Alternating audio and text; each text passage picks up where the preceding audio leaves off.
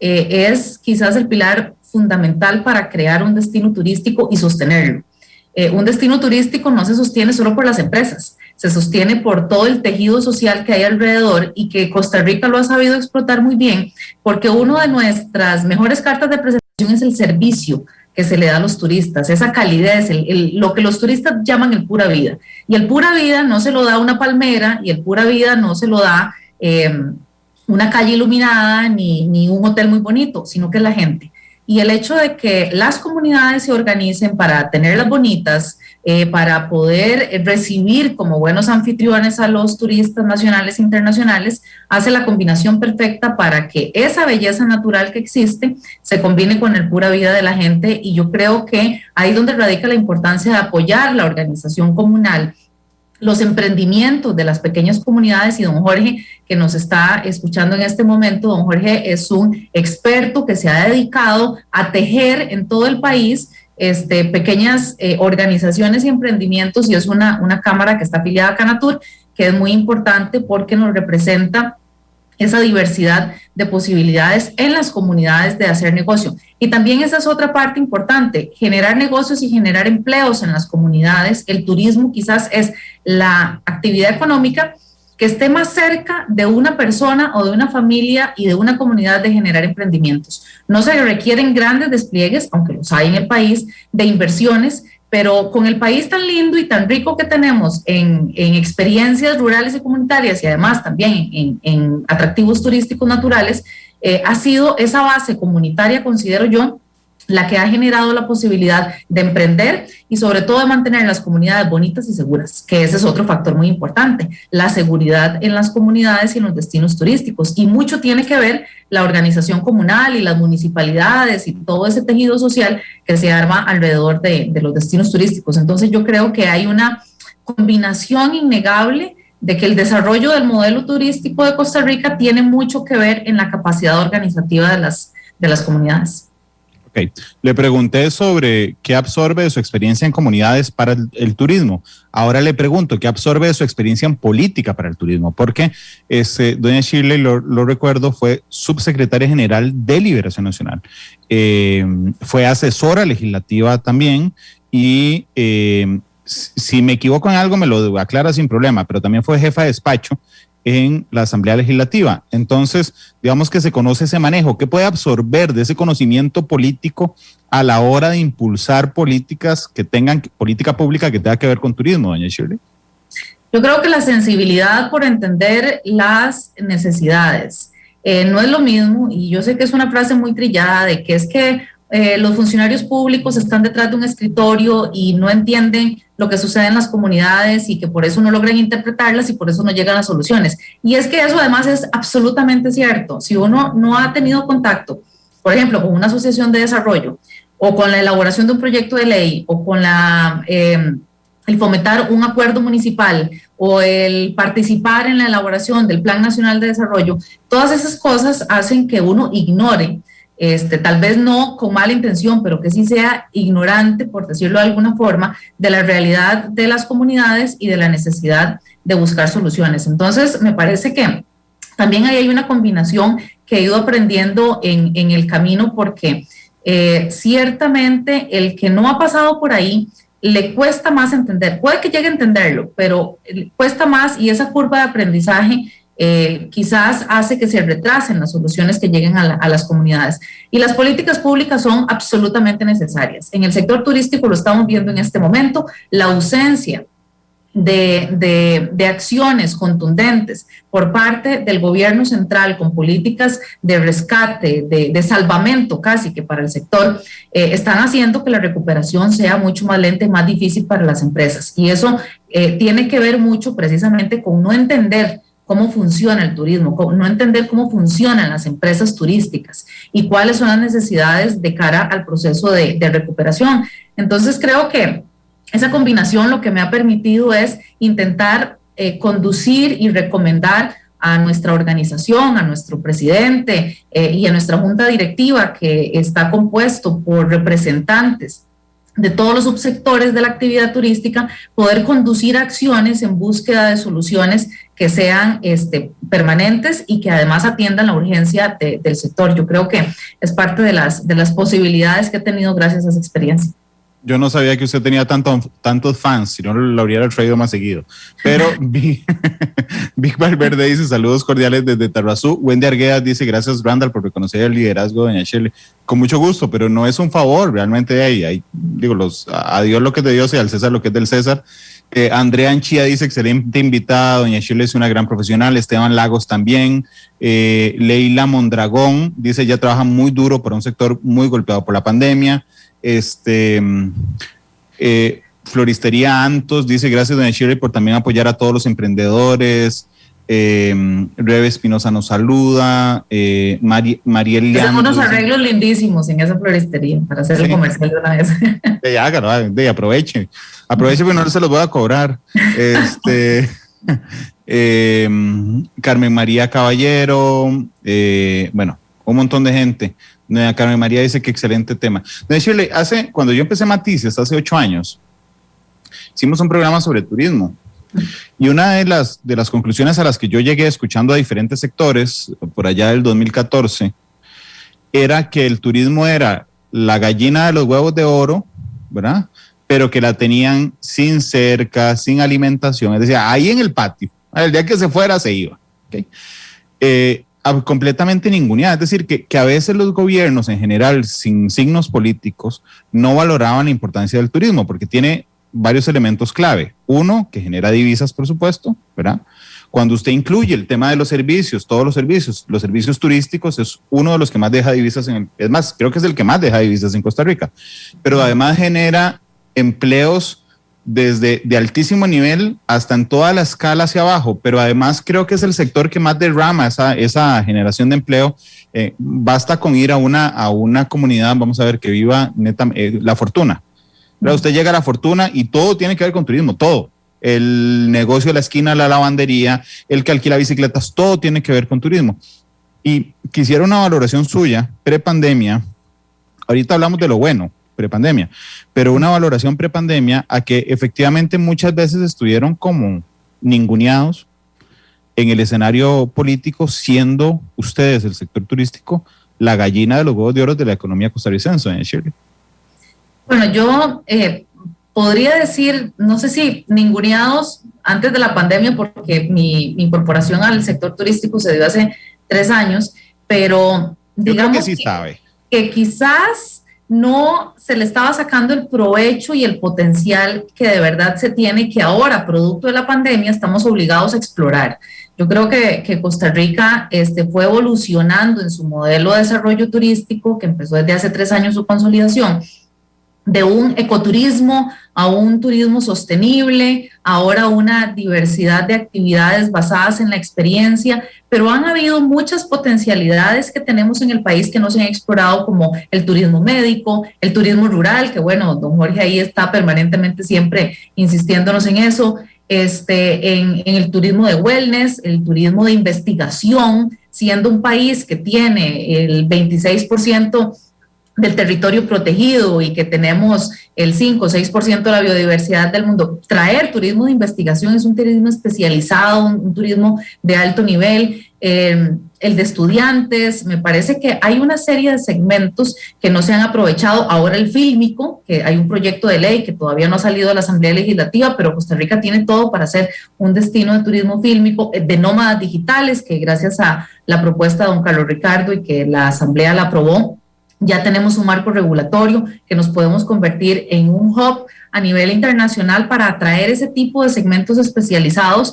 Ahora nos estamos poniendo creativos producto de la pandemia, pero yo creo que mucho de esto se pudo haber desarrollado incluso antes. El turismo médico también es otro, en donde la capacidad del personal médico, que ahora se ha puesto a prueba por la pandemia, pero la disponibilidad que había antes de la pandemia de personal médico podría haber sido una ventaja competitiva que nadie más de la región centroamericana ni del Caribe lo está explotando. Casi que estábamos ya empezando en un agotamiento antes de la pandemia del modelo de desarrollo, porque muchos competidores se nos estaban acercando. Salvador estaba haciendo lo suyo, Guatemala también, República Dominicana ni se diga. y algunos otros países que estaban avanzando, actualizando sus legislaciones turísticas, generando incentivos, que aquí en Costa Rica no generamos incentivos. La ley de incentivos turísticos data de 1970. Entonces, yo creo que nos estábamos empezando a quedar un poco, y yo creo que también era porque estaba haciendo falta una luz larga, ¿verdad?, en aquel momento de empezar a ver estas cosas. Y además era un sector muy seguro. Todos los años crecíamos. En el 2019 teníamos un crecimiento sostenido casi de un 7%, y el 2019 iba a ser el top, íbamos a romper todas las marcas de generación de divisas, de atracción de turistas, de generación de empleo, porque se vislumbraba como el mejor año. Y así estábamos creciendo al 7% por encima de la media de crecimiento del país. Y entonces yo creo que tal vez, como estaba tan seguro, como los turistas seguían viniendo, como seguían llegando las aerolíneas, quizás no se sentía la necesidad de hacer algo más o hacer algo diferente. Y por eso las instituciones decían, no, turismo ahí está, ahí se la va jugando, y ahora estamos pagando algunos platos que no se cobraron en aquel momento, pero se están quebrando ahora, que tiene que ver con que hay un desconocimiento de lo que es y cómo funciona el sector turístico. Y probablemente del lado nuestro, del lado del sector privado, no nos preocupamos por incidir mucho más en las actividades de la función pública, las municipalidades, el sistema bancario, de que se entienda que es un sector que puede ser muy potente, que puede ser muy solvente, pero que es muy sensible a algunas variaciones, como en este caso, una pandemia, una crisis sanitaria, una crisis económica, una desestabilidad económica o social en los países vecinos o en el nuestro. Y yo creo que como nada de eso sucedía, no estábamos entendiendo el valor que tiene el turismo, y ahora estamos intentando convencer a la gente de que entienda cómo es que funcionamos para obtener las ayudas. Pero más que estar ninguneados, yo creo que fue que estábamos como en una zona muy de confort, porque lo que teníamos nos estaba funcionando bastante bien en aquel momento. Puede ser que ustedes estuvieran en una zona de confort, ¿verdad? Pero mi queja es que el sector político, al verlos a ustedes en una zona de confort, pues simplemente están en la zona de confort. Es decir, ustedes como sector no era que estaban demandando un montón de cosas porque estaban en esa zona de confort, pero el sector político tampoco se preocupaba. Yo quisiera poner en números algunas cosas, doña Shirley. Si no tiene alguno, me lo dice con toda sinceridad.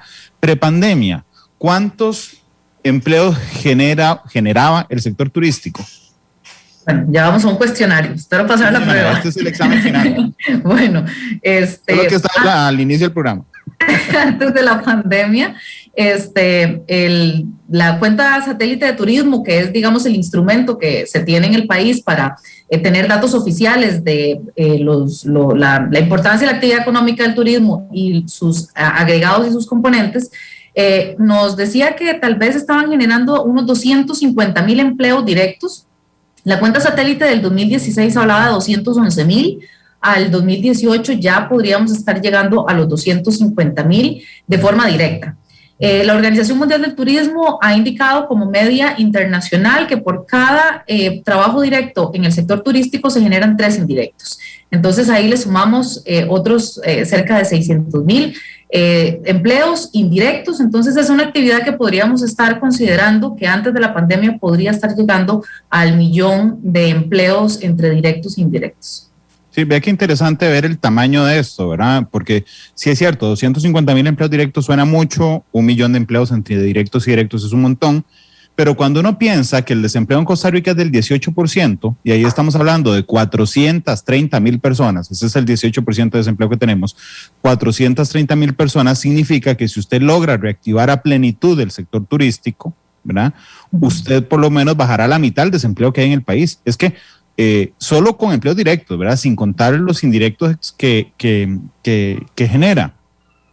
Una queja, antes de la queja, voy a contarle, a mí a veces me da por contar historias, así que voy a contar una cortita, que no me acuerdo si la he contado antes. Cuando yo estaba en el cole y trabajaba en la tarde en el almacén de mi abuelito, le vendíamos confites a las pulperías. Entonces, por ejemplo, las grandes empresas le vendían al almacén una bolsa de 100 confites, ¿verdad? Es más, lo recuerdo así, nos la vendían en 369 colones. Nosotros se la vendíamos al pulpero en 400. Eso significaba que cada confite le costaba al señor de la pulpería 4 colones y el señor vendía los famosísimos confites de 5. Y era sagrado, nosotros no podíamos mover esa estructura, porque cuando alguien movía esa estructura y el confite ya no costaba 5, no era un confite 5, sino un confite de 6, de 7, lo dejaban de comprar porque servía para dar vueltos. ¿Por qué les digo, por qué cuento esta historia? Porque cuando uno entiende la estructura de costos, ¿verdad? Entiende por qué es que el confite costaba 5 colones, porque a nosotros nos lo vendían a 369, es decir, a nosotros nos costaba 3 colones 69 cada confite. Nosotros nos dejábamos 31 céntimos de cada confite, ¿verdad? Se lo vendíamos a 400 colones al señor de la pulpe y el señor de la pulpe los vendía a 5, se dejaba 1 colón por confite. Okay. Pero el señor de la pulpería tenía que descontar de ese colón del confite que se dejaba, digamos, no era que se ganaba 1 colón por confite, sino que ese colón que se ganaba de cada confite tenía que pagar la luz de la pulpería, la persona que dejaba mientras iba a comprar los confites donde nosotros, los pases de bus o la gasolina del carro, que eran costos que después de reducirlos a la utilidad realmente era una utilidad muy baja. Ok, ¿por qué quise llegar a esto? Porque una de las quejas de turistear en Costa Rica es que somos un país caro. Y ciertamente yo creo que eso es innegable, somos un país caro. En lo que creo que nos equivocamos en el análisis, los que no estamos en el sector turístico, es por qué somos un país caro para turistear. No es porque los empresarios turísticos tengan una estructura de costos bajísima, tengan un montón de utilidad y se hagan todos ricachones, sino porque de cada $100 que nosotros pagamos para turistear en Costa Rica, realmente una buena parte, si Chile tuviera el dato me salvan esto, pero no lo tengo, una muy buena parte responde a costos y la utilidad libre de cada $100 que pagamos es prácticamente ínfima, es decir, es muy poquito. No nos cobran caro porque sean tagarotes que se quieran dejar ganancias, sino porque la electricidad la pagan más cara, porque pagan el 26% de cargas sociales, porque pagan impuesto a la renta. Decirle, yo creo que en eso hemos fallado como país, digamos, no a la hora de criticar, sino a la hora de analizar por qué esa situación es así, por qué es tan caro. ¿Cuál es esa estructura de costos que para el resto de nosotros es invisible, que enfrenta el sector turístico anticos de pandemia? Por favor. Bueno, me alegra mucho escucharlo con ese análisis, porque la verdad es que también, y haciendo una mea culpa, me parece que el sector nunca tampoco dedicó mucho tiempo a explicar precisamente esto que nos ha venido afectando desde siempre, pero que de nuevo, volviendo a la zona de confort, en el que cuando nos llegaban los 3.100.000 turistas, de repente no estábamos tan urgidos de poder evidenciar este tipo de cosas, porque los turistas venían y pagaban los precios. Por volumen lograban tapar ese hueco. Así es, correcto. Y ahora es insostenible, básicamente, porque operar en este país, y todas las personas que tengan una empresa turística o no, saben que la formalidad en este país es muy cara. El ser formal es muy caro. El ser informal no, porque entonces ahí no se paga la caja, no se pagan impuestos, no se pagan seguros, y entonces ahí evidentemente no se reciben buenos servicios, pero ahí sí no entra el tema del factor de la estructura de costos. En nuestro caso, las empresas formales y las que representamos en Canatur, por supuesto que padecemos no solamente de esos costos del 26% de las cargas, que no estamos en contra de eso, al contrario, estamos muy conscientes de que en momentos como este, el sector turístico está viendo la retribución de todo el aporte que le ha hecho el sistema de salud, porque estamos recibiéndolo en servicios de salud. Sin embargo, hay algunas distorsiones en los cobros que se realizan a las empresas y particularmente a las turísticas, que hacen que esa estructura de costos sea altísima y que eso lamentablemente se tenga que trasladar a las tarifas. ¿Por qué? Porque no están en capacidad en este país ningún empresario de poder absorber esos costos, no trasladarlo a la tarifa y ofrecer servicios a muy bajo costo, porque eso hace insostenible una empresa y la quiebra. ¿Y a qué me refiero con esto? Bueno, con el tema de cargas sociales, por ejemplo, hemos venido insistiendo desde Canatur con la Junta Directiva de la Caja, el tema de la base mínima contributiva que pagamos.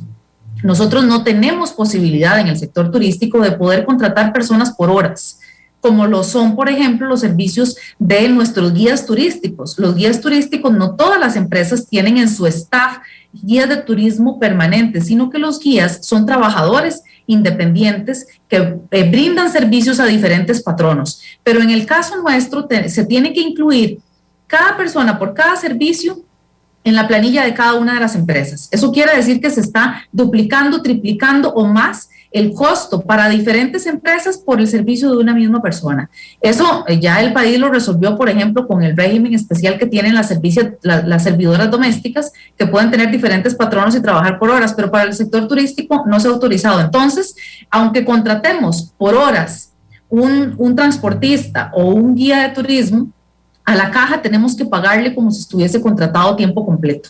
Entonces, eso por supuesto que hace carísimo el pago de estas cargas sociales. Y si nos pasamos al tema de la electricidad también, a nosotros nos afecta un elemento que se llama el factor de máxima demanda, en donde usted puede tener el hotel cerrado. Yo creo que ese ejemplo se lo ha escuchado a usted, durante todo el mes, lo abre solo un fin de semana, y en ese fin de semana el consumo se disparó al pico de demanda, y entonces el resto del mes tiene que pagar como si hubiese consumido en esas cantidades todo el mes. Ayer, por ejemplo, teníamos el ejemplo de una empresa, un hotel en San José que está cerrado desde el inicio de la pandemia, y la factura por electricidad, estando el hotel cerrado, es de 8 millones de colones mensuales, y el hotel está cerrado. Sí. Eso lo que nos dice es que hay una distorsión en el cobro de los servicios. Y si nos vamos ahí, por ejemplo, en el tema de las patentes, también, por ejemplo, las agencias de viajes tienen un problema de que les tasan la patente en función de las ventas completas, las ventas generales.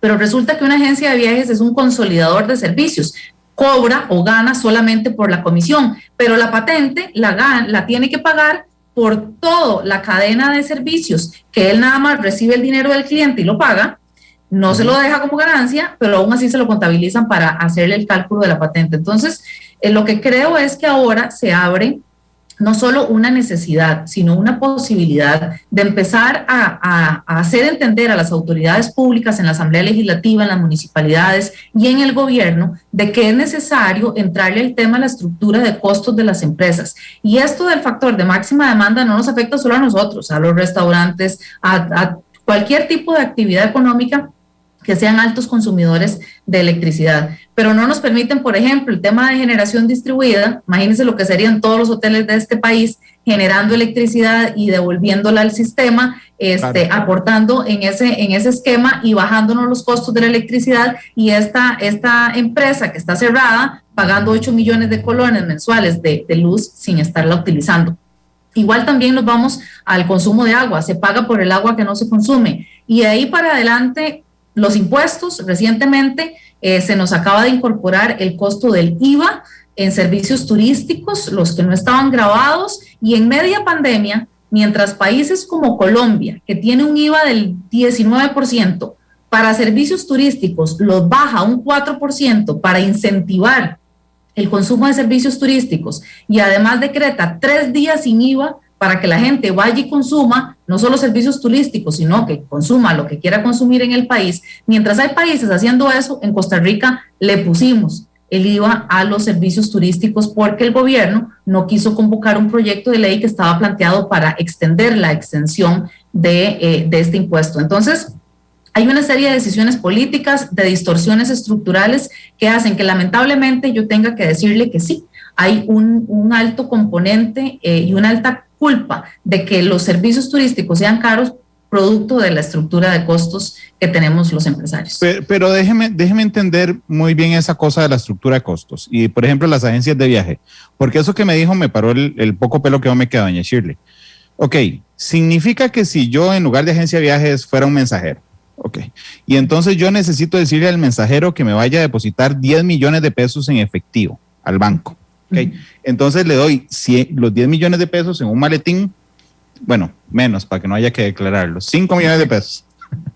Tengo que darle 5 millones de pesos en un maletín. Y entonces yo le pago a ese mensajero 10,000 colones para que me vaya a hacer el depósito. Ok, si ese mensajero tuviera que pagar patente, se la calculan de acuerdo al ingreso que tuvo, aunque inmediatamente fue y lo depositó. sea, en lugar de pagar una patente por 10,000, le va a decir la MUNI, no, suave. Usted tuvo un ingreso de 10 millones, 10,000, y entonces el mensajero va a decir, vea, usted está loco, yo nada más agarré los 10,000 porque necesitaba ir a depositarlo. Es un ejemplo burdo, pero eso es justamente lo que pasa con las agencias de viaje. O sea, ellas le ingresan, yo pago $100, le mandan 95 al servicio que contrataron, se dejan 5 y a la hora de cobrarle la patente se la cobran por los 100. Exactamente, entendió, y ese ejemplo lo ilustra de manera contundente. Eso es lo que sucede.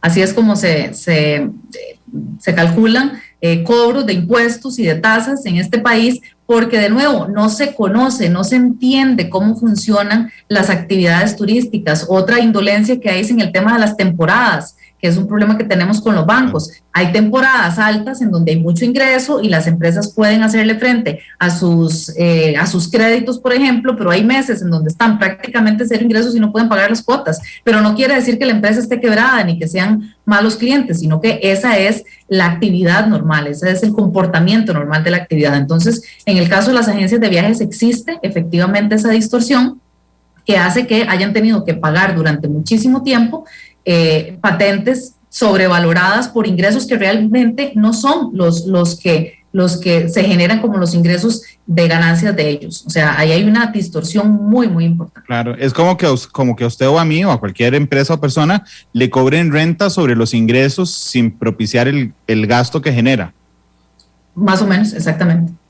Okay, explíqueme lo del factor máximo de demanda en electricidad. Porque la primera vez que me contaron esto, yo decía, pero ¿cómo se dejaron? Después entendí que es que a pleno trabajo, ¿ok?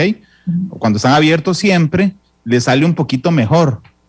Pero cuando están cerrados, como ahora, o semicerrados, realmente, doña Shirley, es una soga al cuello completo.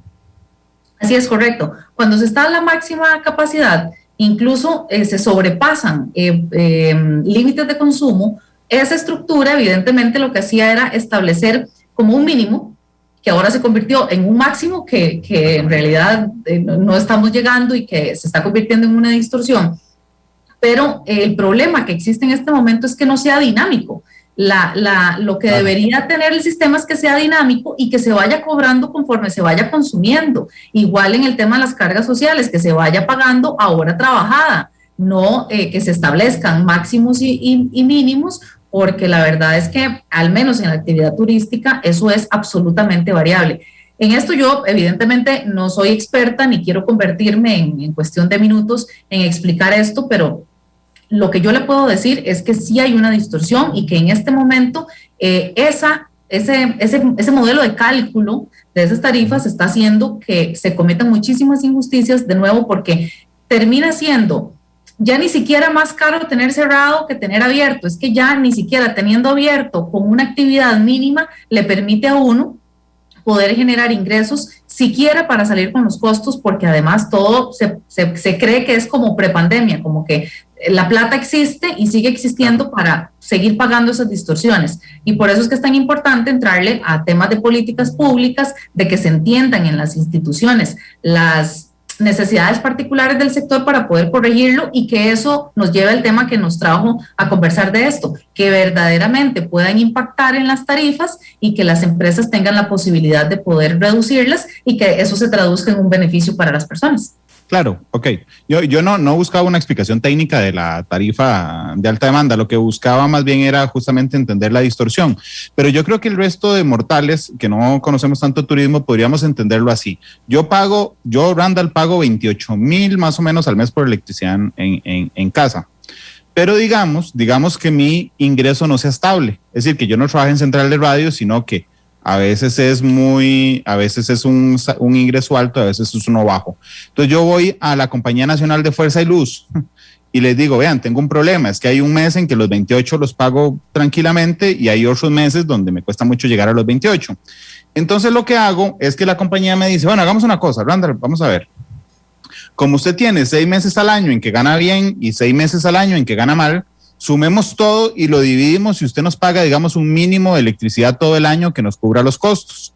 Y así usted no se ve perjudicado por esa temporada alta, temporada baja en salarios. Ok.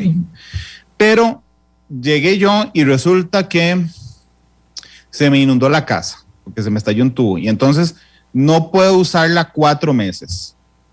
Entonces, la reacción sería, bueno, apague todo, baje el switch, ¿verdad? Listo, para no pagar electricidad. Y entonces en la Compañía Nacional de Fuerza y Luz, que es el ejemplo que doy, porque es la que yo estoy adscrita, entonces me dicen, no, Randall, sabe, puede ser que usted no la esté usando, pero al rato que llegamos es que usted siga pagando los 28,000 que paga al mes, ¿verdad? Entonces yo voy a decir, ¿con qué ingresos? Si no es que tengo altos o bajos, es que no tengo ningún ingreso. Ok, más o menos ese es el tema de la alta demanda. Un hotel cerrado hoy, que usted nos dio el ejemplo ahora, paga 8 millones en electricidad. Así es, ese es un caso que nos sorprendió muchísimo ayer, ese dato, porque es un dato real y es un dato que está ahí para demostrarlo, que estando absolutamente cerrado, evidentemente hay consumos que se mantienen porque se tienen, qué sé yo, los congeladores, los aires acondicionados, y pero no es que se está utilizando el hotel, no es que se está en función de una actividad que están generando ingresos, y por supuesto que esas distorsiones lo que hacen es encarecer la operación, ha hecho que se quiebren un montón de empresas porque no pueden seguir trabajando ni siquiera desde la formalidad, porque es que al final todavía los informales se la andan jugando para acá y para allá cuando el Estado no los ve y no va y los sanciona, pero es que en este caso ya es que ni siquiera hay clientes para poder decir, bueno, entonces desde la formalidad o de la informalidad, no, es que la actividad está todavía bastante golpeada, a pesar de signos de recuperación que estemos viendo, no está alcanzando precisamente para volver a sostener las empresas en sus condiciones anteriores y menos para seguir pagando estas distorsiones, y por eso es que hemos llamado la atención de la necesidad de que las instituciones se pongan la mano en el corazón, no de hacer concesiones, ni donaciones, ni condonaciones, es que entiendan el modelo de las empresas turísticas y que puedan ajustar los cobros, las tarifas y los modelos de cálculo precisamente a la realidad del sector. Claro, Martín Padilla dice, ni mínimo ni máximo, que paguen cada watt que utilizan siempre como cualquier consumidor de servicios. Sí, digamos, eso es lo que quieren, pero aquí el problema de fondo, me parece, doña Shirley, no sé si lo comparte conmigo, es la falta de reacción. Okay. Es decir, igual que al sector de ustedes, solo que ustedes, digamos, el de ustedes fue particularmente dramático, todos los sectores se vieron afectados, ¿okay? Pero entonces era el momento en que la clase política entrara a decir, suave, se nos está muriendo la gallina de los huevos de oro y no podemos manejarla igual que el resto de gallinas que están, ando tan agrícola, al resto de gallinas que están en el corral, ¿ok? Sino que necesita algunas cosas. Primero, cambiemos la forma el siguiente mes de la pandemia, cambiemos la forma en que les cobramos la electricidad. Después vemos a ver si recuperamos la de antes o no, pero entonces que paguen por consumo de electricidad. Vamos a ver el tema de la planilla. Permitámosle que si reincorpora la mitad de la planilla que tenía prepandemia, que por ese chofer de la buseta que solo va a usar una vez al día y que antes usaba 3, entonces pague solo las horas trabajadas. El problema pasa entonces por la reacción que ha tenido, de decirle, el aparato público a la crisis del sector turístico. Así es, y por eso es que al menos en Canatur hemos sido muy insistentes, probablemente ya rayando en la majadería, porque nos dicen ya hasta que qué necios somos, de que no hemos encontrado desde el inicio de la pandemia soluciones diseñadas para las necesidades específicas del sector. Todo lo que nos han recetado ha sido genérico, aplicado para cualquier actividad económica y además generando cargas adicionales sin tener en consideración la actividad, por ejemplo, lo que le dije del IVA, ahora la aprobación de un nuevo feriado, que también se generó mucha confusión de que Canatur saliera con la posición que tuvimos. No es porque se genere un fin de semana largo, que no se generó en este caso, y que eso incentiva la actividad turística, que porque eso sí fue una herramienta que nos ha ayudado mucho durante este año. Es el tema de que en el turismo no hay feriados. Más bien, en los días feriados es en donde más trabajan las personas que están empleadas en los servicios turísticos y eso es un cargo importante para las empresas. Entonces, mientras todas esas cosas suceden, vemos cómo se van tomando más bien medidas, no solo que no se tomen como reacción rápida, sino o que del todo no se toman o se toman en contrario. Cuando se bajó la base mínima contributiva en la caja, eso fue un respiro importantísimo para nosotros, pero fue por 3 o 6 meses, y ya después, cuando realmente esas medidas eran necesarias, ya no estaban disponibles porque ya no había cómo pagarle a la caja el hueco que se les hacía con el rebajo, y muchas de estas medidas se dieron inmediatamente iniciada la pandemia, cuando quizás eran más necesarias en este momento, en este año, que es el donde verdaderamente estamos viendo los impactos de esta pandemia, no solo el 18 de marzo del año pasado, cuando nos cerraron las fronteras y nos quedamos sin un solo turista, es que las verdaderas consecuencias económicas las estamos sufriendo ahora y las seguiremos sufriendo hasta el 2023 o 2024, que es cuando consideremos que la actividad económica va a empezar a registrar tal vez algún punto de equilibrio. Claro, ustedes lo que necesitan son políticas diseñadas para ustedes. No la quiero poner a pelear. Bueno, tengo un leve deseo de ponerla a pelear. ¿Sabe por qué? Porque yo, y aquí también sin brocha para don Gustavo si nos está escuchando, yo veo a don Gustavo Segura, el ministro de Turismo, muy activo y lo veo muy consciente de las cosas del sector. Pero cuando uno piensa en niveles, digamos, vamos a ver, están los operadores turísticos, ¿verdad? La Cámara, el ICT, que tiene el ministro en la cabeza, el Consejo de Gobierno. Ok. Aquí yo lo veo fluido, es decir, yo veo las preocupaciones de los operadores representados en la Cámara. La Cámara transmitiéndole las preocupaciones al ministro. El ministro incluso entendiendo las preocupaciones del sector. Yo tengo que decirlo, da gusto hablar, gusto escuchar a don Gustavo. O sea, realmente es uno de los mejores ministros que tiene esta administración. Donde encuentro la distorsión es de don Gustavo para arriba. ¿Ustedes lo perciben igual? Es exactamente igual, y de hecho nosotros intentamos desde el inicio, antes de la pandemia, porque no era que no lo sospechábamos, era porque ya de por sí era necesario para aquel momento.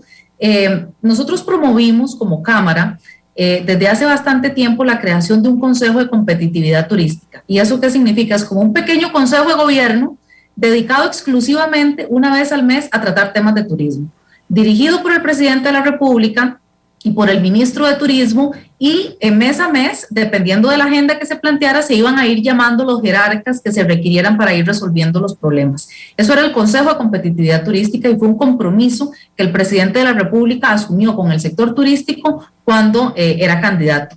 El Consejo se constituyó, pero se constituyó en el papel, se creó un decreto, nos llevaron a la Casa Presidencial, se firmó ahí, nos tomamos fotos y no se ha logrado generar ni una sola reunión alrededor de ese Consejo de Competitividad. Yo creo que mucho se le facilitaría a don Gustavo en este momento el poder tener al presidente a la par, diciéndole a sus otros iguales, ¿verdad?, de ministros, decirles, vean, por favor, entrenle al tema de las tarifas eléctricas, vean, por favor, entrenle al tema de la caja, o hablemos con las juntas directivas de los bancos, que tenemos que hacer algo para el tema del acceso al crédito, o veamos qué está pasando con Banca para el Desarrollo, y de ahí para adelante, el tema de la jornada reducida, bueno, sentémonos con el Ministerio de Trabajo, ¿qué está pasando? Bueno, todo eso era la intención de crear este Consejo de Competitividad Turística, con ese nombre o con el que fuera. El tema es que hubiese coordinación, porque don Gustavo, ciertamente, y usted lo dice muy bien, y nosotros desde Canatur evidentemente reconocemos los esfuerzos, él es una persona que viene del sector privado y sabe y entiende y le duele igual que nosotros,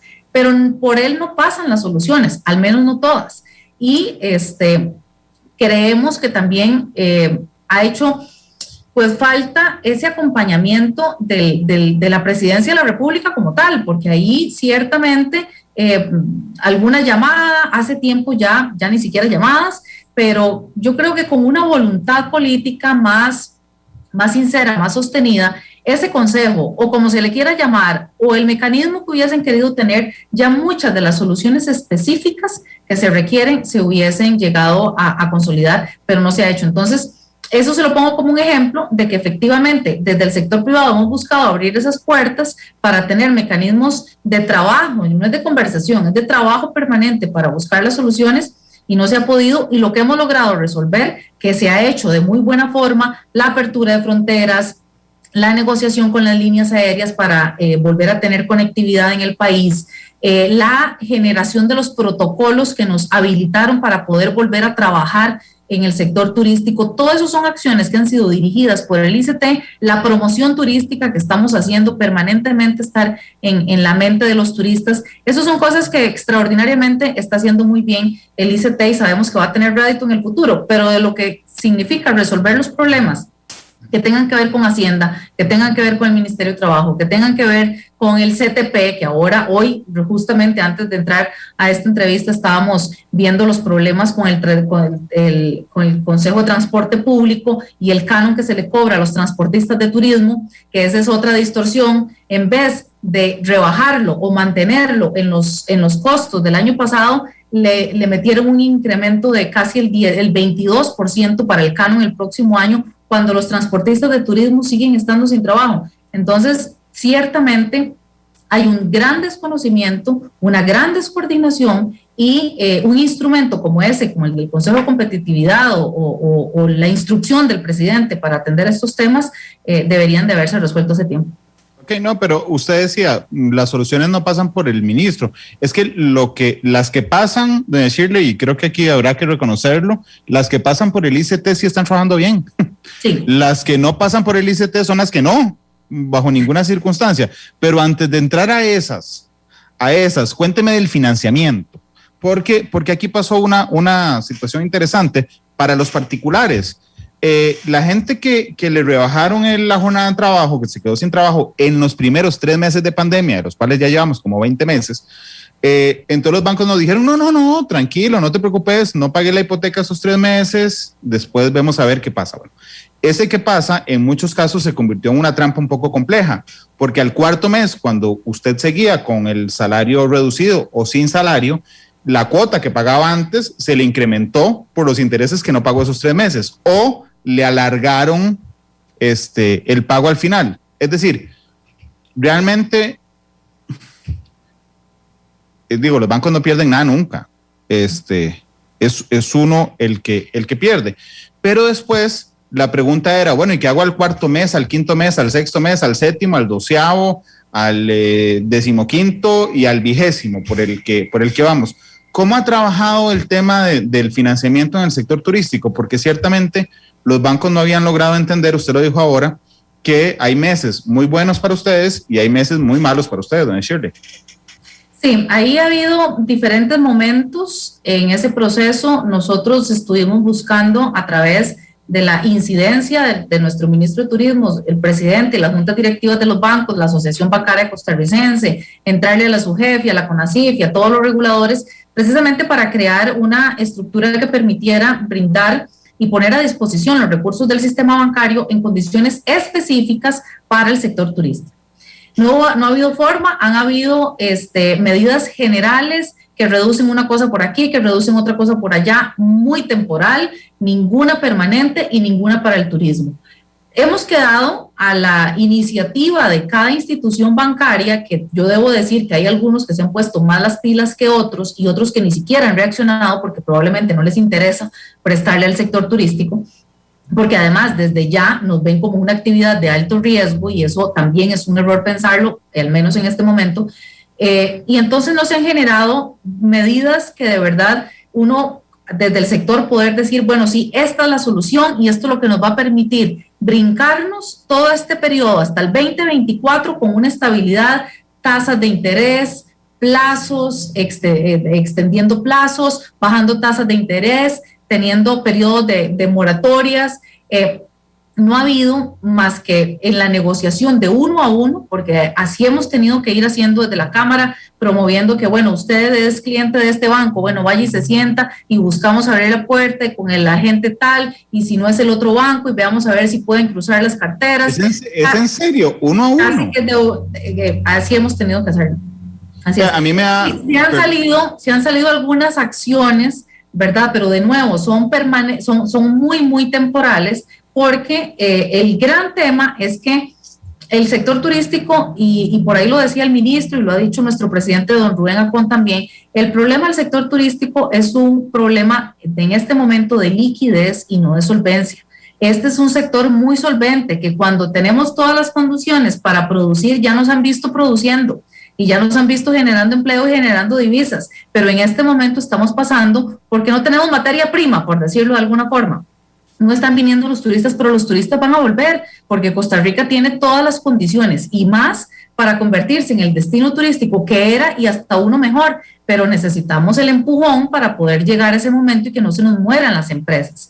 Hay que recordar que entre el 85 y el 90% de las empresas en turismo son pequeñas y medianas, o sea, no son los miles de millones de dólares que se requieren, es inyectarle flujo de caja a una pequeña empresa para que pueda sostener el empleo, para que pueda pagar los servicios con todas las distorsiones que tiene, para que pueda pagarle la caja, para que pueda pagarle al banco y que nos aguante 2 o 3 años para poder volver a ver la luz. Pero de verdad que hemos tenido que ir uno a uno y nos ha tocado en la Cámara con nuestros afiliados conocer y recibir casos específicos y ir a presentarlos para buscar soluciones. Y debo decir que en algunos casos se ha solucionado, en otros no ha habido forma, pero de verdad que lo que hubiésemos creído era que iba a existir una conciencia nacional y una instrucción generalizada sobre el sistema bancario para que se activara a atender este sector y que se activara la banca de desarrollo, que en todo caso es un instrumento que en este momento debería ser el que estuviese brillando como una perla, atendiendo la necesidad del sector turístico, que hasta el momento no ha sido un instrumento accesible. Ya entro a la banca de desarrollo porque me interesaba mucho, pero creo que acabo de tener una epifanía. ¿Ustedes estarían de acuerdo? No sé, vamos a ver, si logramos recursos blandos, ¿verdad? Los inyectamos al sistema financiero y le decimos específicamente al sector turístico, vea, vamos a calcular su capacidad de pago con los datos prepandemia, o sea, es decir, vamos a ver cuán solvente era usted en 2019, ¿ok? Le vamos a prestar para darle flujo de caja a intereses bastante cómodos con esa solvencia de 2019, pero le damos 3 años de gracia, le empezamos a cobrar en 2025. Decirle, ¿ustedes estarían de acuerdo en algo así, por ejemplo? Claro, por supuesto, porque así lo hemos planteado. Es que es eso, o sea, que nos midan nuestra capacidad de pago, no solamente por las garantías reales que se tienen, porque en una parte de las actividades turísticas se tendrán, pero en otras no, ¿verdad? Los turoperadores, los guías de turismo, esos que, ¿verdad? Que no tienen necesariamente garantías reales, pero que son unidades productivas por sí solas y que son rápidos generadores de ingresos, poder tener esa posibilidad de esas medidas planteadas así, pero ciertamente la medición prepandemia, en donde el desempeño era muy bueno de las empresas, contrasta, ¿verdad? Si lo ponen con los estados financieros de aquel momento y ahora, por supuesto que contrasta, porque en este momento estamos operando con pérdidas. Operando con pérdidas, evidentemente no somos el cliente más atractivo para los bancos, claro. Y los bancos están buscando protegerse. ¿Y qué es lo que nos dicen? Es que esta plata no es del banco, esta plata es de los ahorrantes, y tienen razón en ese sentido, pero lo cierto del caso es que este es el momento de asumir riesgos si realmente estamos comprometidos en darle el tanque de oxígeno que el sector turístico necesita. De ahí el fondo de avales. Entonces, bueno, ok, no pudimos convencer a los bancos de que nos presten la plata en esas condiciones. Busquemos avalar esas actividades o esas operaciones que necesitan o reconfigurarse, replantearse, o además de esta línea de crédito que ya existe, inyectarle capital, flujo de caja. Pues entonces con el fondo de avales ya van como por la 5ª o 6ª versión, hemos pedido a través, directamente nuestro como sector turístico y a través de la UCAEP, hemos buscado decir, bueno, vean, si a nosotros nos ponen a competir por los avales cuando estén disponibles, si es que llegan a estar y esperamos que sea pronto, con otras actividades económicas nos van a dejar en la cola nuevamente por el factor de riesgo. Entonces hemos pedido que el fondo de avales reserve una cantidad, la que sea, pero que sea suficiente para ponerla a disposición de forma prioritaria y exclusiva para el sector turístico. Tampoco ha habido forma, no ha habido forma porque dicen que no se puede poner esas camisas de fuerza a las legislaciones. Y bueno, se han caído opciones en el camino, hablando de financiamiento, en su momento había un contrato de préstamo, me parece que era con el BESIE, en donde se iba a crear un bono PYME Proteger para el sector turístico, que iba a ser como de unos 30 millones de dólares, y bueno, el gobierno no supo explicarlo bien en el Congreso, empezó a generarse muchísima confusión alrededor y decidieron rechazarlo. Entonces nos quedamos y ya el banco evidentemente ya no tenía luego la plata disponible, entonces perdimos esa oportunidad. Y con la banca de desarrollo también, que no hemos podido accesarla, entonces hemos ido dando tumbos, ¿verdad? Y hemos buscado opciones. Hoy por hoy, el fondo de avales es una de las expectativas más grandes que tenemos en el sector de que, por favor, en las condiciones en las que vengan, si no va a venir una priorización para el sector turístico, al menos que salga para poder empezar a trabajar con los bancos y buscar acceder y ponerle esa garantía o ese aval a las operaciones que en este momento ya están empezando a caer en un desempeño que ya es peligroso para la misma empresa y para los bancos. Claro, cuando yo usé la palabra epifanía, realmente estaba siendo muy sarcástico, porque mi mamá siempre me dice que yo soy muy inteligente. Yo le creo, pero finalmente es mi mamá. Pero a lo que me refiero es que yo no soy ningún genio.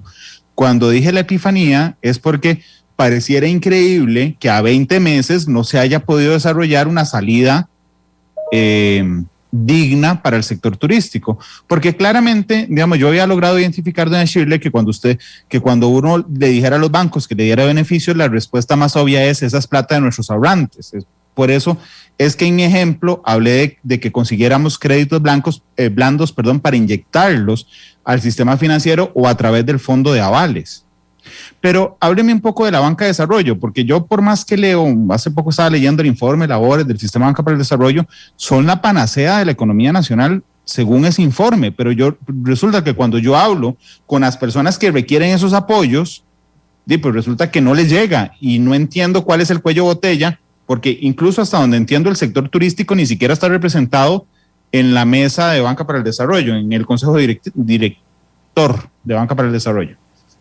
Sí, así es. Bueno, con el sistema de banca para el desarrollo nosotros quisimos como Cámara entrarle desde hace mucho tiempo, antes de la pandemia, y con ellos habíamos logrado en algún momento crear un fondo especial porque hay parte de los recursos que financian el fondo de banca para el desarrollo que están en dólares y deben ser prestados en dólares. Y la lógica dice de que se deberían de prestar a generadores de dólares precisamente para que no hayan distorsiones con el tipo de cambio. Y la actividad turística es una actividad netamente generadora de dólares. Entonces ahí se cerraba el círculo virtuoso, pero tenían una cantidad importante sin colocar y la siguen teniendo.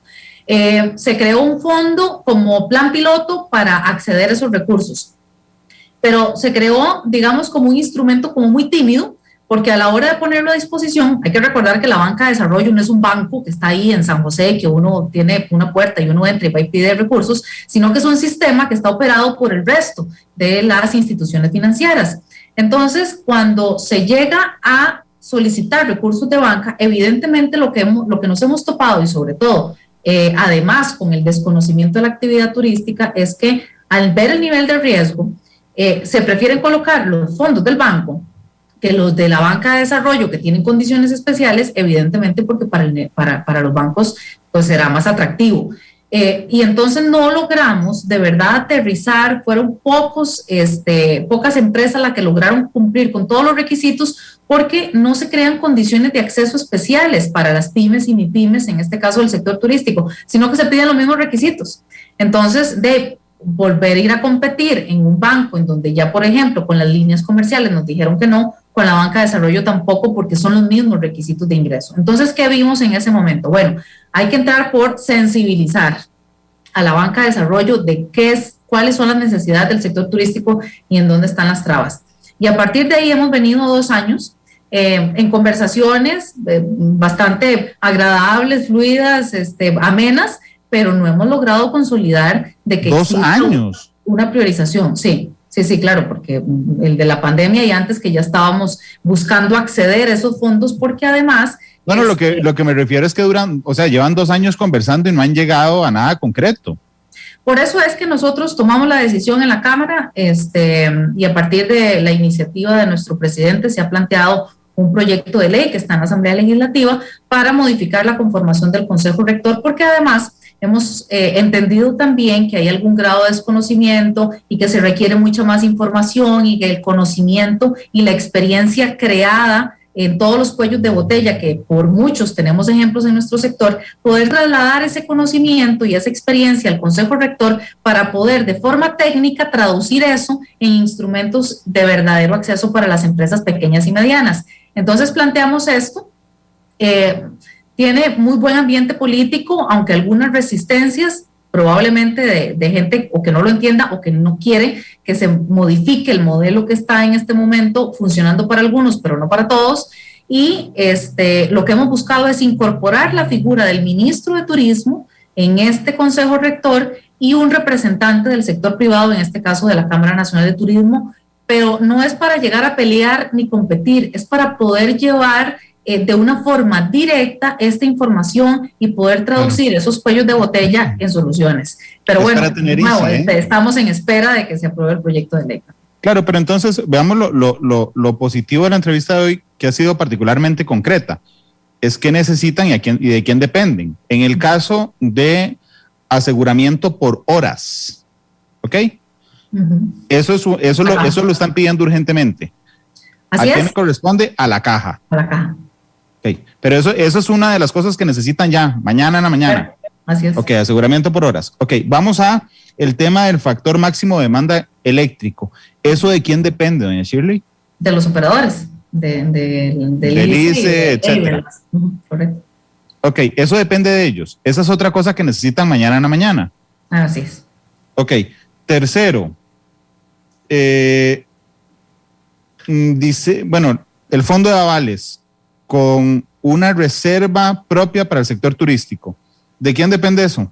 Bueno, de la Asamblea Legislativa y del gobierno que termine de negociar una propuesta que ya no sé si va por la quinta o la sexta, de que tenga viabilidad política, porque se han presentado textos que desde la Asamblea se han devuelto precisamente porque, según hemos leído, están mal diseñados. Entonces, bueno, la idea es que se pongan de acuerdo, es un instrumento en el que yo creo que todos estamos de acuerdo, que los recursos están disponibles y que lo que necesitamos es, ojalá con esa consideración particular para el sector turístico, que pueda aprobarse en esas condiciones.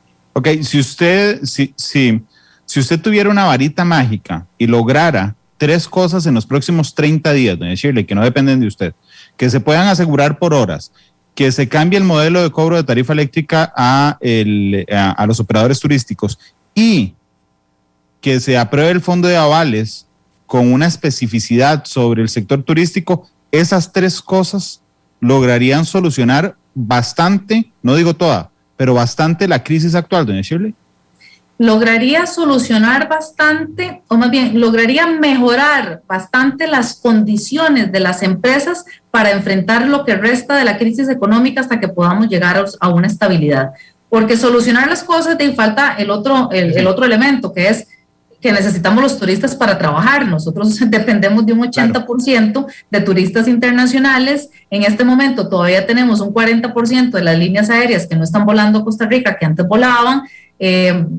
Llegaron 3.100.000 turistas en el 19 y para este año estamos aspirando, en el mejor de los escenarios, a 1.600.000 y en el peor de los escenarios 1.200.000, que seguimos estando muy por debajo. Entonces, por supuesto que lo que necesitamos son medidas que nos permitan llegar allá. Entonces, no nos solucionan el problema, pero mejora las condiciones de las empresas para enfrentar lo difícil de la actividad económica de aquí hasta que podamos llegar a un punto de equilibrio. Ok, pero son indispensables. Eso es lo que quiero, es lo que quiero dibujar. Es indispensable para el sector turístico que a cortísimo plazo se aprueben al menos estas 3 cosas. Usted metería una cuarta ahí. No sé si ya la perdí del mapa.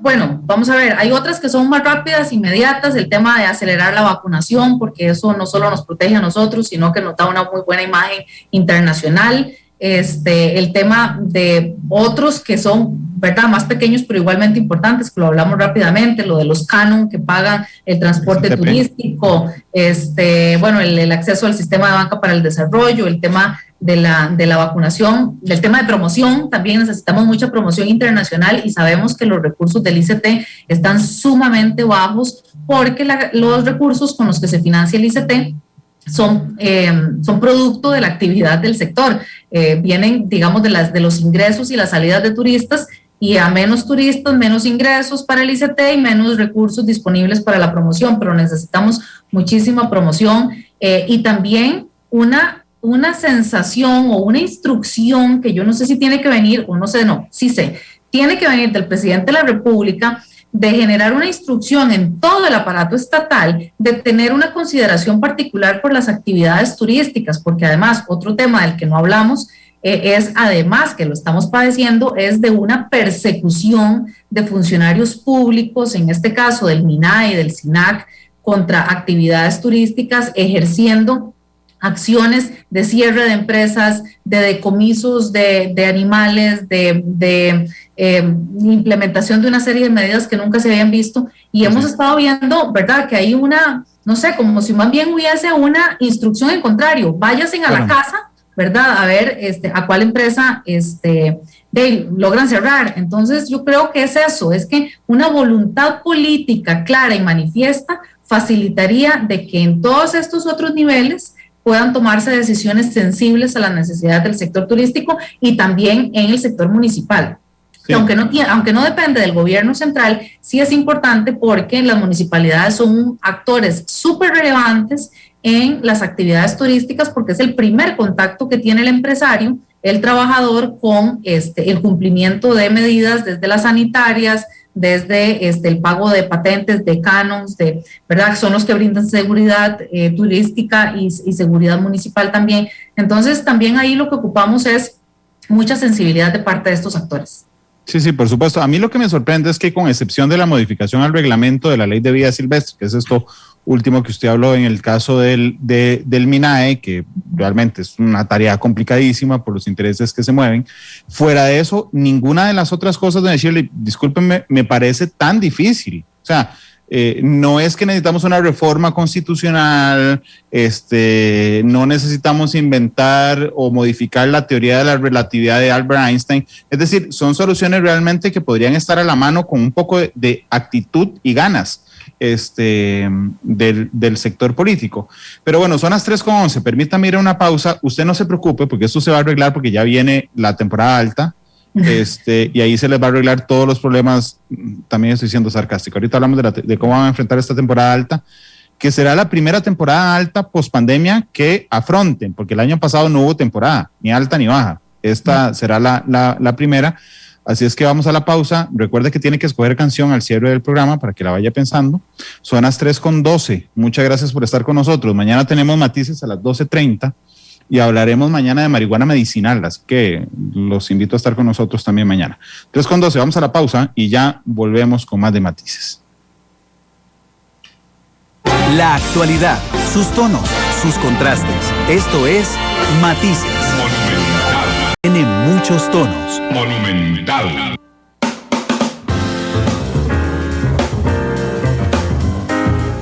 Son las 3 de la tarde con 18 minutos. Gracias por estar con nosotros en Matices. Hoy está doña Shirley Calvo con nosotros, es la directora ejecutiva de Canatur, la Cámara Nacional de Turismo, con quien hemos hablado sobre soluciones concretas que urge ya el sector turístico, otrora nuestra gallinita de los huevos de oro, pero que además hay que entender por qué es tan sensible el sector, es porque realmente es un sector que produce empleo muy rápido, produce empleo en muchos niveles, pero además logra un derrame, digamos, de los ingresos y de las divisas de manera importantísima para el país.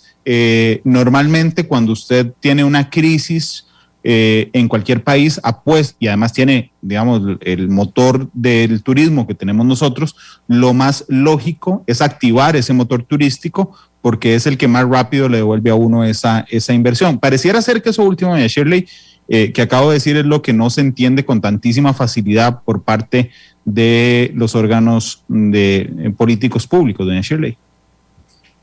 Sí, digamos que entendemos, porque no somos ajenos a la realidad en la que está en el país, de que estamos en medio de una crisis sanitaria que ha provocado una crisis económica que agarró a cualquier país del mundo sin la preparación para poder afrontar esto. Pero lo que ha hecho la diferencia entre los países que van más adelante y los que se están quedando más atrás es en la capacidad de reacción y en la capacidad de priorización en aquellas acciones que vayan tendiendo a proteger las actividades económicas y las personas. Yo creo que aquí se ha privilegiado porque, digamos, es una decisión de Estado y me parece que ha sido correcta el tema sanitario, aunque en temas de vacunación podríamos tener algunas diferencias en el sentido de que al sector privado no se nos ha permitido participar hasta ahora, ¿verdad? Ya se está viendo que nos están pidiendo ayuda con espacios para vacunatorios y, ¿verdad? Pero desde hace mucho tiempo hemos estado pidiendo poder importar vacunas, priorizar sectores. Y bueno, aquí se han planteado medidas, como en todo, genéricas. Pero esa diferencia y las medidas sanitarias pues nos han permitido tener un desempeño que a nivel internacional puede ser reconocido. Tenemos un sistema de salud que tenemos que seguir apoyando y protegiendo, pero las actividades económicas, hay unas actividades económicas que no se han visto perjudicadas por la pandemia, que han seguido trabajando con normalidad o incluso algunos que hasta ganancias han sacado producto de la pandemia porque se han mejorado sus condiciones económicas. Pero en el sector turístico, en temas de actividad económica, seguimos en un 50, 40, 50 y casi 60%, dependiendo del mes que midamos la actividad económica, por debajo de la actividad que normalmente acostumbramos al país a tener. Entonces, en consecuencia, eso debería ser razón suficiente para que las medidas fueran no solamente prioritarias, sino extendidas por los plazos que se requieren. Pero en eso no nos vamos a cansar, don Randall. Nosotros en la Cámara somos conscientes de que yo creo que de buena fe todos estamos haciendo lo mejor posible por salir adelante. Sabemos que vamos a salir adelante. En el sector turístico estamos preparados, nos hemos preparado con protocolos, nos hemos preparado diversificando desde ya productos turísticos, preparando nuevos destinos turísticos. El otro día estuve de gira en Nandayure, en lugares extraordinarios que todavía no hemos explotado en el buen sentido de la palabra, y yo creo que tenemos condiciones en la ruralidad de nuestro país de volver a reencontrarnos con lugares que podemos mostrarle al mundo, y los turistas van a volver. Yo sé que van a volver porque los nuevos patrones de consumo de los turistas están muy alineados a lo que Costa Rica tiene,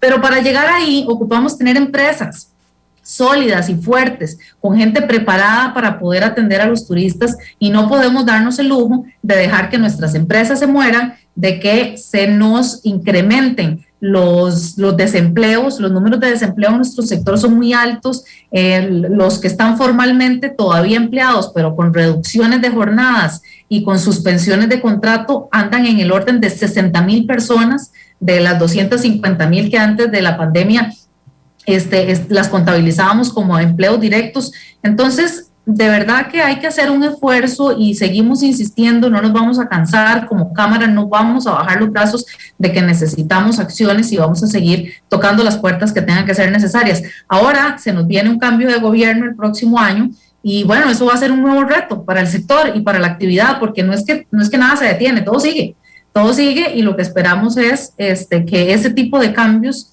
no afecten la conciencia que debemos de tener en este momento de que el sector turístico hay que cuidarlo, hay que protegerlo, y además es un buen negocio para el país y para el gobierno darle las condiciones al sector turístico. Por eso que usted dijo del derrame del dólar turístico, el encadenamiento que se produce, y sobre todo en las zonas más deprimidas de nuestro país, que son las zonas rurales, en donde normalmente se concentran los destinos turísticos. Doña Shirley, ¿cómo van a enfrentar esta temporada alta bajo condiciones particularmente, bastante complejas, para tener, no sé, una media cancha como la de la Liga con Celso Borges ahora, para enfrentar esta temporada alta? Bueno, nos hemos preparado primero recomponiendo el ánimo, ¿verdad? Porque no ha sido fácil. Nosotros tenemos en el sector de verdad gente en depresión, gente que está viendo perder porque de nuevo volvamos a recordar que son pequeñas y medianas empresas la mayoría del empresariado de nuestro sector. Gente golpeada emocionalmente, golpeada anímicamente. Hay gente que ha invertido su vida entera en poder tener un negocito, tener un hotelito, tener un restaurante, una soda, comprar un par de unidades de transporte turístico, tener unos jet ski, comprar unos caballos. O sea, hay gente que ha invertido su vida en esto y que o ya lo perdió o lo está perdiendo. Entonces, bueno, Hemos buscado recomponer el ánimo, ver con optimismo hacia el futuro de que vamos a poder recuperarnos en buenas condiciones. Nos hemos preparado con protocolos, desde los protocolos más sofisticados en los aviones y en los aeropuertos hasta el protocolo en la unidad de transporte turístico, donde nuestros colaboradores, los choferes, los guías de turismo son súper disciplinados y lo han demostrado durante estos meses de pandemia, de que el uso de la mascarilla, el lavado de manos, el alcohol, el distanciamiento, el viajar en burbujas, ha sido una cosa que hemos interiorizado tanto porque entendemos que es la única forma la única forma de poder salir de esto, que lo hemos hecho muy bien. Entonces nos preparamos con optimismo, nos preparamos con protocolos, nos preparamos para efectos de estimular, que esa es otra, tal vez otra parte de la conversación que no tuvimos, que es estimular el turismo nacional, y ahí volverá recurrentemente a decir, bueno, pero es que es muy caro para el tico turistear aquí. Bueno, nuestros empresarios han estado haciendo esfuerzos muy importantes para tener tarifas de temporada, para tener paquetes, para tener algunas ventajas que los turistas nacionales puedan tener para poder acceder a servicios turísticos, y ahí hemos estado trabajando, ¿verdad?, con facilidades para asociaciones solidaristas, para cooperativas, para buscar tener al turista nacional también como una gran prioridad. Pero además, eso de lo que tiene que ver con el sector turístico privado. Con el Instituto Costarricense de Turismo ya empezamos a trabajar por iniciativa del señor ministro en la actualización del Plan Nacional de Desarrollo Turístico, que es la visión de largo plazo de recuperación post-pandemia de 5 años. Ya empezamos a trabajar con todos los equipos técnicos del ICT, que son buenísimos, y ya estamos pensando en lo que viene. Estamos buscando resolver el hoy para mejorar las condiciones de desempeño de las empresas, proteger empleo y proteger los destinos turísticos, pero ya estamos pensando en lo que viene, y en lo que viene yo siento una gran ilusión y un gran entusiasmo porque estamos viendo una potencialidad en el país para desarrollar y elevar a otro nivel a Costa Rica, ofreciendo servicios turísticos de otra generación para acceder tal vez a segmentos que no eran tan importantes. Y yo creo que, bueno, viene una tarea importante. Yo sé que hay gente cansada, que hay gente agotada, que hay gente agobiada, pero al menos desde Canatur nosotros seguiremos insistiendo en que las soluciones tienen que llegar. Shirley, muchas gracias por el programa de hoy, por la información que nos ha brindado, por ser tan concreta. Además, en el programa, la alusión a la media cancha de la Liga y a Celso Borges no era gratuita. Si alguien liguista, doña Shirley, supongo que está muy contenta, pero espero que ese ánimo además les contagie al sector turístico, para que con buena actitud, que es lo primordial, enfrenten y demanden además las ayudas al sector. Doña Shirley, muchas gracias. Muchas gracias por este espacio, Randall. Ojalá podamos repetirlo para seguir contándole a la gente, porque esa es nuestra tarea, contarles este nivel de detalle de todo lo que hemos venido enfrentando, y para que además cuando le decimos a la gente vaya a turistear, apoye a los destinos turísticos, vaya por las oditas, pare en los supermercados, vaya a los hotelitos, consuman local, compres en una artesanía, contraten un tour. Todo esto lo hacemos entendiendo que hay un rostro humano detrás de esto, de que hay muchísimas familias y muchísimas generaciones que han hecho grande Costa Rica como destino turístico y que lo seguimos necesitando, pero todos ocupamos un apoyo en este momento, y al gobierno también, por supuesto, que se acuerden que tenemos una tarea, una lista de tareas pendientes en donde Canatur va a seguir insistiendo en que las soluciones lleguen. No, Shirley, muchas gracias. ¿Escogió canción para irse? Sí, bueno, yo quiero escuchar una versión de Editus de la canción que se llama Pampa, que ahora que estamos en el mes patrio, es muy inspiradora, y para poder ya ahora en la tarde inspirarse con una versión nacional de esta canción tan bonita. Sí, esta versión, Pampa de Editus, es de 1995. Y es muy buena, es espectacular. Creo que es la voz de Raiza Jiménez, si no me falla la memoria. Y nada más brinde estos datos mientras le doy dando tiempo a Víctor, que está en cabina, de Qubit que por favor la canción Pampa de Editus. Don Víctor, usted manda. Vamos a ver si suena al fondo, porque ya está lista. Y está lista. Doña Shirley, muchas gracias. Muchas gracias a ustedes. Buenas tardes. Que le vaya muy bien. Editus despide Matices a las 7.